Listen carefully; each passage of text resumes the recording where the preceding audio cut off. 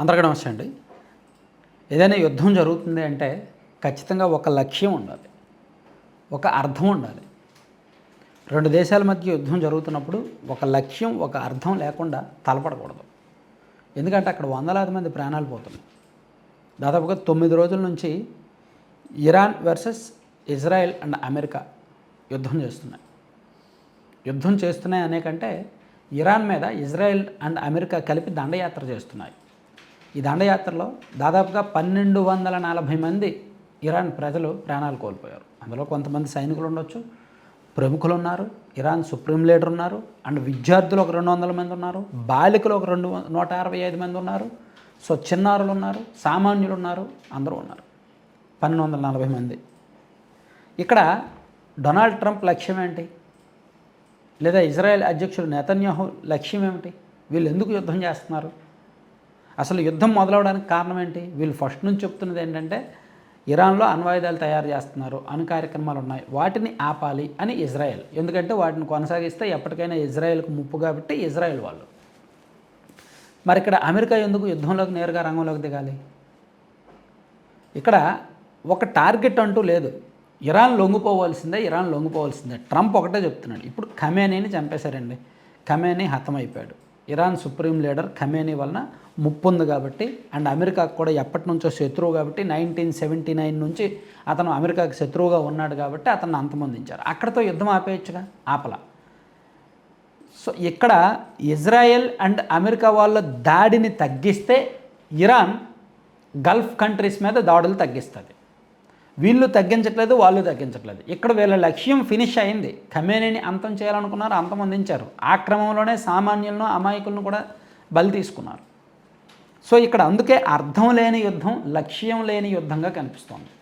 Iran లొంగిపోవాలి అంటే అట్లా ఒక బలహీనమైన దేశాల మీద బలమైన దేశాలు యుద్ధానికి వెళ్ళి మీరు లొంగిపోవాలి అంటే అది ఎలా సాధ్యం? సో ఇది ప్రపంచానికే ముప్పుగా మారింది. ప్రస్తుతానికి మన భారతదేశంలో వంట గ్యాస్ ధరలు పెరిగాయి. డొమెస్టిక్ సిలిండర్లేమో 60 రూపాయలు పెరిగాయి, కమర్షియల్ సిలిండర్లేమో 115 రూపాయలు పెరిగాయి.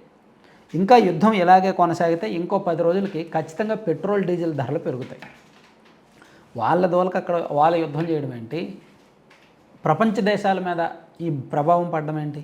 ప్రపంచ ఆర్థిక వ్యవస్థ కుదేలవడం ఏంటి? సో ఇది ఆలోచించాల్సిన అంశం అన్నమాట. ఈరోజు ఈనాడులో ఒక ఇంటర్వ్యూ వచ్చింది. మాజీ దౌత్యవేత్త తల్మీజ్ అహ్మద్ గారితో ఒక ఇంటర్వ్యూలో ఆయన కూడా అదే చెప్పారు. ఆ ఇంటర్వ్యూ చదివిన తర్వాత నాకు అదే అనిపించింది. లక్ష్యం లేకుండా, అర్థం లేకుండా యుద్ధం చేస్తున్నారని. పశ్చిమాసియాలో ప్రస్తుత పరిస్థితి ఎక్కువ రోజులు కొనసాగితే భారత్పై తీవ్ర ప్రభావం ఉంటుంది. ఆ ప్రాంతంలో శాంతి, సుస్థిరత కోసం భారత్ చురుకైన పాత్ర పోషించాలి. అవసరమైతే మన విధానాన్ని సమీక్షించుకోవాలి అని ఆయన అభిప్రాయపడ్డారన్నమాట. ఆయన సౌదీ అరేబియా, ఒమన్, యూఏఈ లాంటి దేశాల్లో 11 సంవత్సరాల పాటు అంబాసిడర్గా పనిచేశారు. ఇక్కడ షరతులు లేకుండా లొంగిపోవడం తప్ప ఇరాన్తో మరో రకమైన ఒప్పందం లేదు అని ట్రంప్ ప్రకటిస్తున్నారు కదా. సో దాని మీద ఆయన ఏమన్నారంటే, షరతులు లేకుండా లొంగిపోమని ట్రంప్ ఇచ్చింది చాలా పెద్ద ఆదేశం.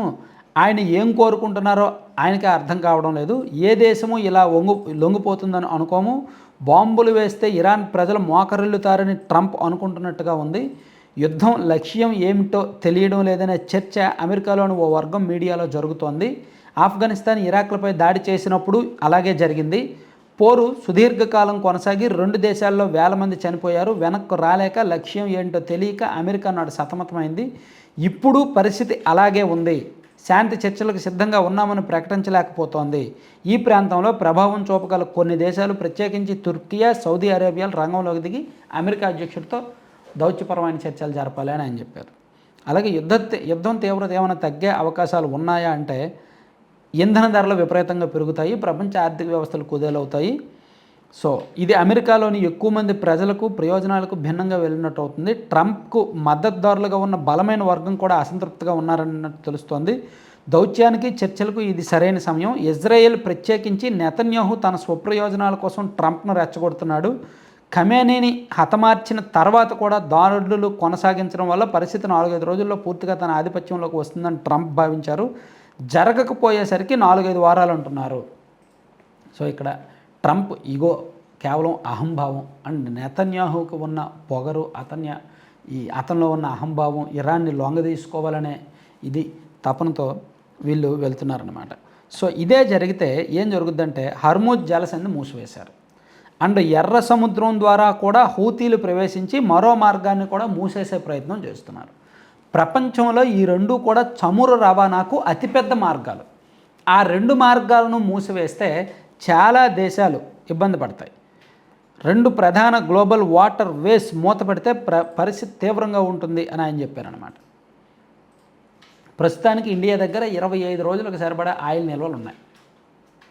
అండ్ రష్యా నుంచి చమురు కొనుగోలు చేసుకోండి ఒక 30 రోజుల పాటు అని చెప్పి అమెరికా మనకు వెసులుబాటు ఇచ్చింది. మన దేశం ఎవరి దగ్గర చమురు కొనుగోలు చేయాలో కూడా అమెరికా చెప్పడం ఏంటో. అమెరికాతో పోలిస్తే మనం జనాభా ఎక్కువ, అమెరికాతో పోలిస్తే అఫ్కోర్స్ ఆర్థికంగా తక్కువ ఉండొచ్చు.